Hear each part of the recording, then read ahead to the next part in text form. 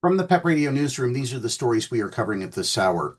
An 82-year-old Colorado woman who was injured in a Molotov cocktail attack on demonstrators in support of Israeli hostages this month has died, according to court documents filed Monday. Karen Diamond died as a result of the severe injuries that she suffered in the attack, Boulder County District Attorney's Office said in a statement. Mohammed Sabri Solomon was indicted last week on 12 hate crime counts in the June 1st attack in downtown Boulder. He is accused of trying to kill the 8 people who were hurt when he threw Molotov cocktails, bottles filled with flammable liquid that are ignited, as well as other people nearby. Solomon's attorney, David Kraut, entered the not guilty plea on Solomon's behalf during a hearing on Friday. Solomon was being represented by public defenders who do not comment on their cases to news media. Investigators say Solomon told them that he intended to kill roughly 20 participants at the weekly demonstration on Boulder's Pearl Street pedestrian mall, but he threw just 2 of his over 2 dozen Molotov cocktails while yelling "Free Palestine." Solomon, who is also being prosecuted in state court for attempted murder and other charges, told investigators he tried to buy a gun, but he was not able to because he was not a, quote, legal citizen, end quote. Solomon did not speak during the hearing last week, and he listened to translations provided by an Arabic interpreter through headphones. The Egyptian national has been living in the United States illegally with his family, according to federal authorities. Solomon posed as a gardener and wore a construction vest to get close to the group before launching the attack, prosecutors allege. Prosecutors say the victims were targeted because of their perceived or actual national origin. An attack motivated by someone's political views is not considered a hate crime under federal law.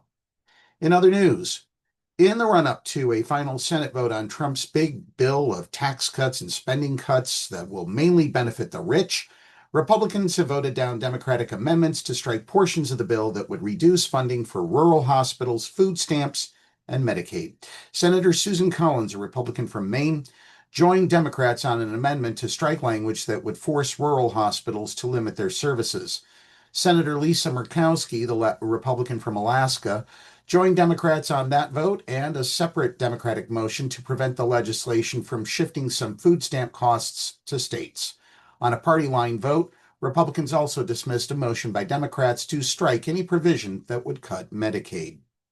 Turning to further attacks on free speech and academic freedom by the Trump regime, Harvard University failed to protect Jewish students from harassment, the Trump administration concluded after an investigation threatening to cut all federal funding from the Ivy League school if it fails to take action.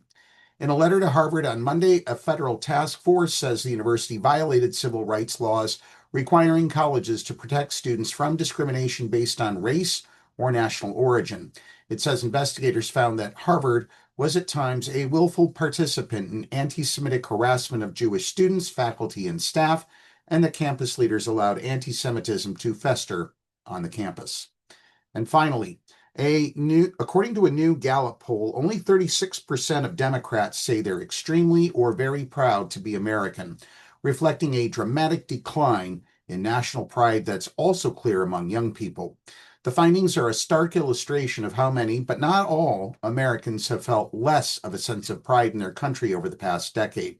The split between Democrats and Republicans at 56 percentage points is at its widest since 2001. That includes all 4 years of Republican President Donald Trump's first term. Only about 4 in 10 U.S. adults who are part of Generation Z, which is defined as those being born from 1997 to 2012, expressed a high level of pride in being American in Gallup surveys conducted in the past 5 years on average.